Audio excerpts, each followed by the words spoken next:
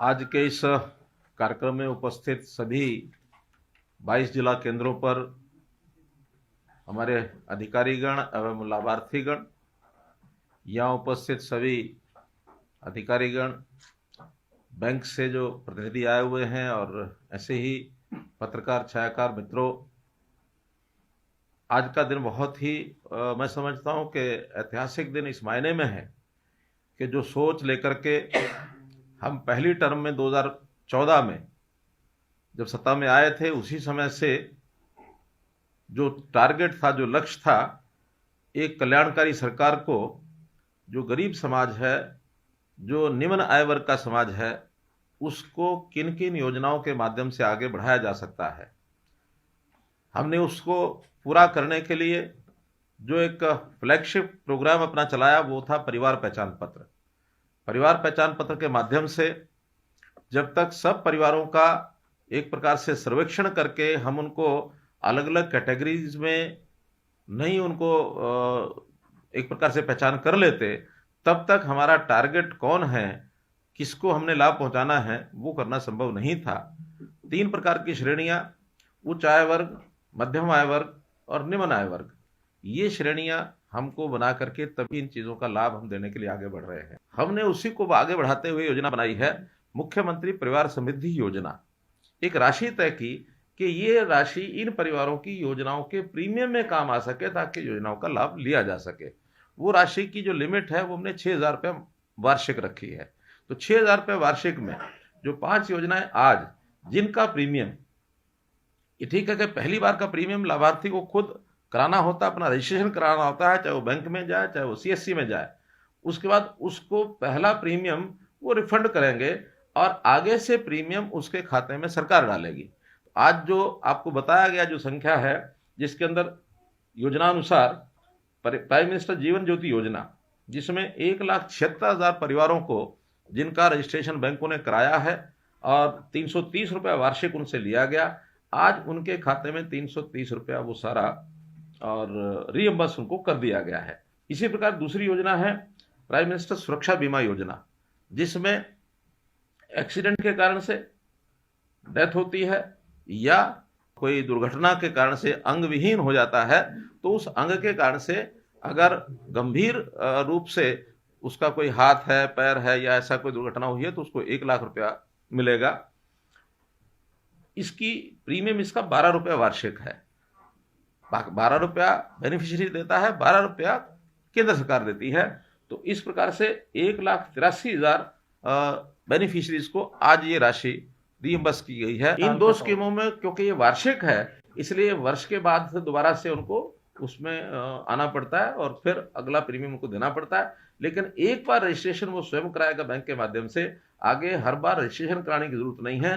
Registration का जो आंकड़ा हमारे पास जो नाम अकाउंट्स हैं, उसमें अपने आप ही सरकार के द्वारा वो पैसा डाला जाएगा और उसका रिन्यूअल अपने आप हो जाएगा। तीसरी योजना वो है मानधन योजना। इसमें भी 3 कैटेगरीज हैं, किसान हैं, लघु व्यापारी हैं और श्रमजीवी हैं। ऐसे लोगों को 18 साल से लेकर के और 40 साल तक ये प्रीमियम अपना देना होता है। इसकी प्रीमियम की दर 55 रुपए 20 साल में देनी, 20 साल आयु के, 18 साल आयु के बाद 55 रुपए और 40 वर्ष की आयु होने पर 200 रुपए। हर वर्ष अलग अलग इसकी दर है। ये कंटिन्यूटी में है। एक बार रजिस्ट्रेशन कराना है, जिस समय रजिस्ट्रेशन कराएंगे जो उसकी आयु होगी उस आयु के हिसाब से उसको पैसा दिया जाएगा, उसको जमा कराना होगा और बाद में हर वर्ष आयु के हिसाब से वो बढ़ता जाएगा। 40 वर्ष तक उनको जमा कराना है और 60 साल के होने के बाद 3,000 रुपये की वार्षिक पेंशन उनकी बनेगी। अब हमारे यहाँ चूंकि वृद्धावस्था पेंशन पहले से चल रही है, इसलिए 60 वर्ष का होने के बाद उनको जो वृद्धावस्था पेंशन की दर उस समय होगी वो मिलेगी। हम प्रावधान ये कर रहे हैं कि 60 साल का होने पर जो वृद्धावस्था पेंशन के लाभार्थी हैं वो जो पेंशन उस समय ले रहे होंगे 3,000 या वो पेंशन जो अधिकतम होगी उस समय वो मिलेगी।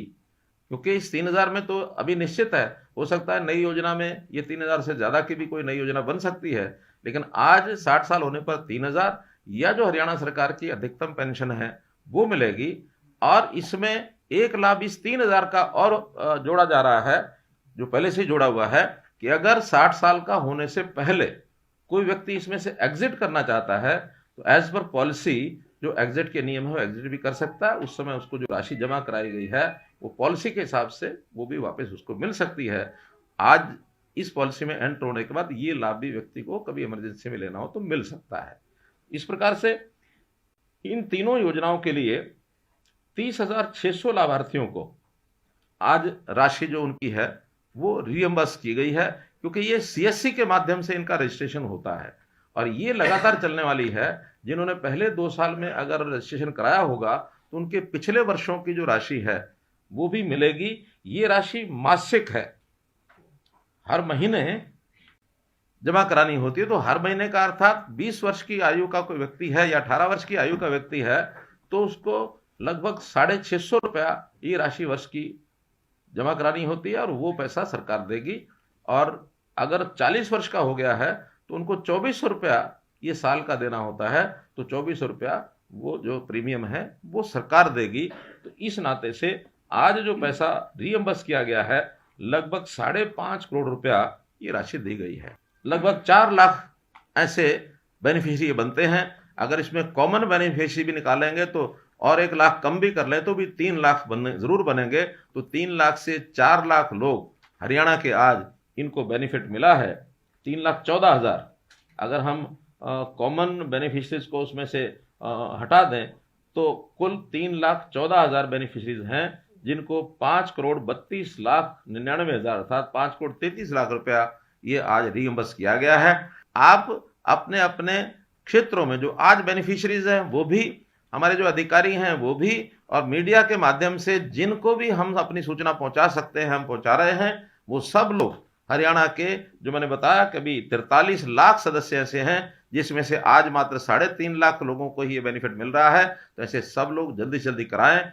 हम चाहेंगे कि 31 मार्च इस वर्ष सब लोग अपना अपना रजिस्ट्रेशन इसमें करा सकें ताकि उनको ये लाभ दिया जा सके।